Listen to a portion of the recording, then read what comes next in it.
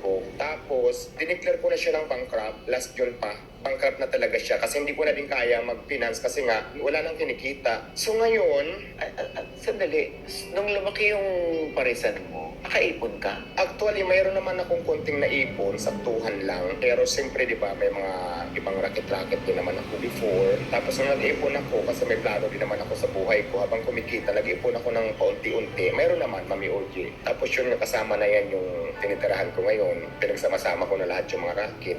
So, dati kasi di ba wala nga akong bahay, sa ilalim ako ng tulay nakatira. Tapos, ang pangarap ko talaga dati, sabi ko, kung magkakaroon ako ng pagkakataon na para magkapera, bibili ko talaga kahit luti lang. Yung hindi ka na papaalisin na kahit na barong-barong na yung laman ng luti mo na alam mong sayo. So, yun nga lang yung pangarap ko before, which is binigay na manigat sa akin. So yun, ang akala siguro ng mga tao na dahil nga di ba nag-trending, mayaman na ako. Hindi po. Tapos ang akala nila na marami nagbukas na parisan ko na mayaman na ako. Eh kasi nga nag-aano ka, susuot ka ng mga alahas mo. Actually, Siyempre, ang impression dyan, mayamang ka na.